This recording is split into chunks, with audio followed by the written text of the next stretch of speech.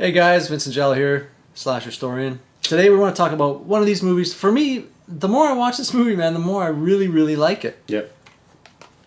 The Initiation, with Daphne Zuniga, of course. You know, the more I watch it, I have a real thing for these movies that are shot in like malls, and you know that. Yeah, you do. You love that shopping mall kind of stuff. I love it. I love it. And you know, we should do Hide and Go Shriek one of these times, more of like a department store thing. But there's something about that self-contained thing, and what I like about these movies is that they're sort of frozen in time from that era. And like I mentioned before, like, you know, you can watch Halloween or whatever, and yeah, maybe there's a 70s, 78 Econoline van or something in the movie that kind of sets the thing. But it's kind of generic age-wise when you're visually watching it. Like, you know, it's a house and blah, blah, blah. Maybe their clothing gives it away a bit. Yes. But this, you're watching a piece of history, and like the whole mall is from that era. And you're like, oh, look at this store, look at that store. And I love that stuff. Yeah. And I love going to the mall. And there's no malls around anymore, dude. Yeah, no, things are changing. I mean, really, right? Yep. That was back in like the heyday of the kids in the mall rats and everything.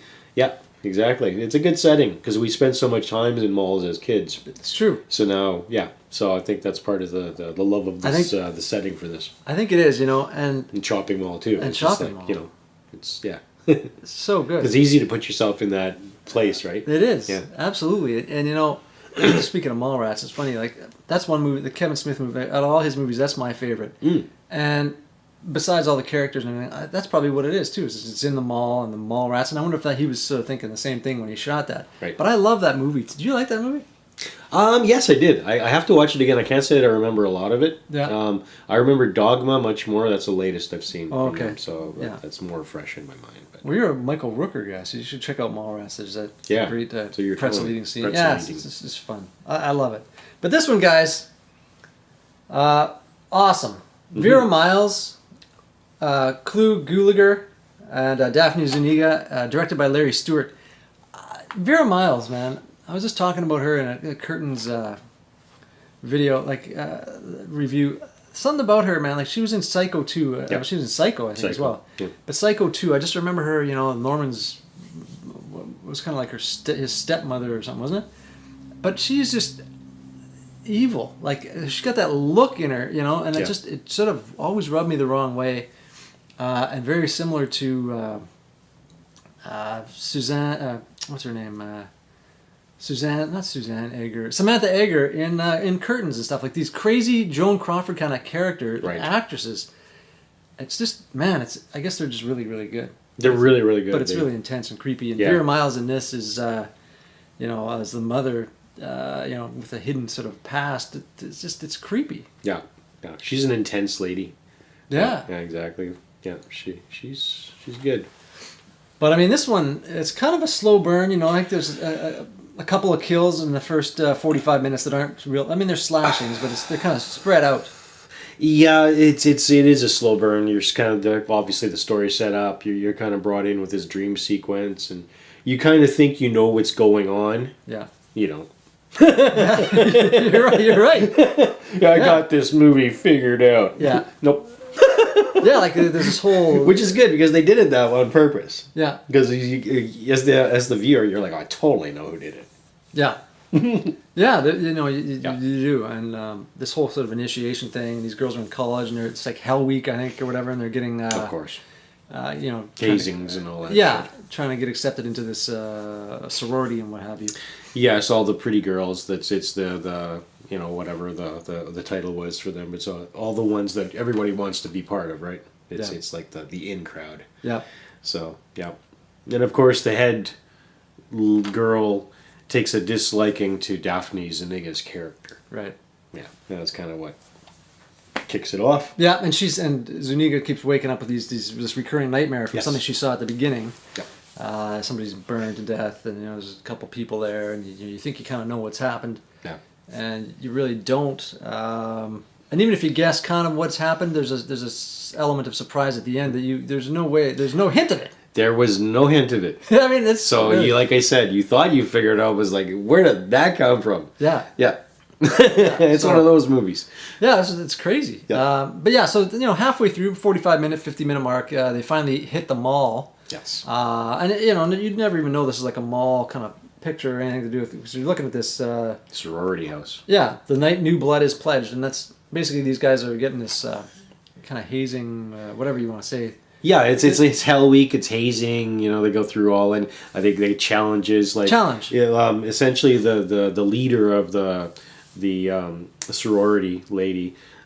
She tells Zuniga's character's dad owns a mall, right? So she has to go in and get something, bring it out as proof that I can't remember what they had to go in and get. The security guard's outfit. That's what it was. Yeah. Right? Okay, that's what it was. I'm sorry. And she kind of knows, and Zuniga's character, she's like, well, yeah, my dad owns the mall, so I kind of know the security guard, so it shouldn't be a problem getting this thing. And we'll be in and out in an hour. Yeah. And we'll get this costume. That's right. Yeah. So they turn up at the mall, and then of course there's a group of 3 guys who are also kind of in on the thing, trying to play a prank on these guys at the same time. So there's a couple different things at play. I mean, she gets the outfit. But people start kind of dying. And then one cool thing is the actual security guard that's working there. He looks like some kind of cowboy that just stepped off a ranch. Yeah, this wicked mustache and like the shirt kind of unbuttoned and stuff. Like, I mean, I used to do security. I wasn't wandering around like that. I probably should have been. Yeah. But there's a scene and he hears something. It's late at night or whatever, 11 o'clock at night. Nobody in the mall, but he hears something. And he starts walking along, and he catches, he's like, oh, I should look at these. There's like a sunglasses display. And he starts looking at these sunglasses. And he picks up the sunglasses and he tries them on. Just before he puts them on, you see the killer in the glasses. Like, he catches it and he looks back and the guy's gone. Really cool scene. That's pretty dope. Like, it was really cool. Just, you kind of see it and you see this little movement in the glasses. And you're like, holy crap. Like, it's kind of surprising and just really well done. That's cool. Yeah. Yeah. And then, he gets killed and whatever. With like a garden tool, which I don't even know how we would bring up the mental asylum thing into this without giving it away, but you can't really. You can't really. It's a bit of a spoiler if we do. Yeah. Yeah. But yeah. I don't know how to do that without doing that. No, that's all right. And the thing that I like too is like the kills. They kind of like Giallo style a little bit. Yeah, they did. Like the first person, like you don't see the killer. You see the first person and like the guy getting attacked backing up like this. Yes. Kind of thing. And, they do wear gloves. They're like what do you call it? It's like a latex gloves, like a clear plastic... like surgical gloves. Surgical gloves, yes. So that's kind of cool. And, various different implements for killing. Yep. That was good. It was a good one. There's one girl in there. She totally reminds me of Scarlett Johansson. I don't know if you know the one I'm talking about. She's in the shower or something. Yeah, and then she changes her top. I mean, usually it's there's kind of whatever, the actresses are kind of but this was pretty spectacular. It's a nice a couple of reasons you might want to watch it. There you go. Mm-hmm. There's a nice diversion there. I'm like, man, I just I better rewind that. Yeah. So that's kind of a cool one. And you also see a guy going out during Hell Week. They wear costumes quite often. Yes. Dressed as like a guy's crank. Remember walking down the sidewalk? Yeah, he sure did. And he was very proud of himself. What did he call himself in that? I can't remember.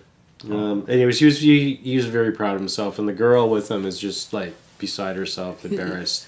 And he's like, no, you're going to have the time of your life, baby. It was pretty funny. Yeah, and then he kind of pulls the skin down and he's just sitting at the party with his head out and talking to this chick. And I don't know. You have to see it. It's like a Muppet. Pretty much. It's kind of like a Muppet. Pretty detailed. There's, probably it looks like he could have used a little bit of a trim down below. A little bit. Kind of gross. kind of weird. Like I don't know why that had to even be put in this movie. I don't even know what we're talking about. I don't know. That's the highlight. It kind of went, whoa, where did that come from? Yeah. That's pretty much why we're talking about it. Yeah. Editing. I don't know. So yeah, and the score is really good too. Score's good. I can't remember the name of this guy. As most scores are. Yeah. In the 80s or horror movies. Let's not be. Okay. Most of them are great. Fair enough. It's mostly like good hard rock metal. It's just awesome. But there was also there was like the synth, but there was also like some strings. Like I thought it was kind of a combo of both. Which was, it's usually either or. Like it's the Fowler's like this or that. Yep. But I thought it was kind of neat that they had kind of. I like when it's mixed. But But yeah, guys. Now, the cool thing about this Blu-ray, this is from Arrow Video, Region B, right? You put it in, it plays in Region A. Nobody tells you this. It's Region B on the back. It plays. Now, I don't know if the DVD, it's just DVD and Blu-ray. I'm assuming the DVD probably is still region coded to Region 2. But sometimes their stuff plays in A and B, so it's really cool that even though it says B, you can actually get it, guys. And get this version versus some of the other ones. I think there's maybe one out. Another one, I'm not even sure actually, but 2K restoration, you know, interviews, blah blah blah, extended scenes, all this kind of stuff, newly commissioned artwork, a brand new interview with the writer, and you know, this kind of stuff. But it's definitely worth it, guys. If you're looking for something that's kind of got a bit of a twist midway, kind of goes in a different direction, it's pretty cool. Like the slasher elements of this thing, I really like it. Yeah. It's fun. It's in the mall, like I said, and at the very end, there is a surprise ending that you wouldn't have seen coming. Didn't see it coming. And I kind of just this movie just kind of keeps growing and growing on me the more I watch it. It's really rewatchable. Yeah, that's for sure. Yeah, it is a rewatchability factor, which is good. Yeah. So thanks for watching the video, guys. Leave some comments below. Subscribe, hit the notification bell so you know when the next videos are coming out, and we will talk to you guys on the next one. Take care.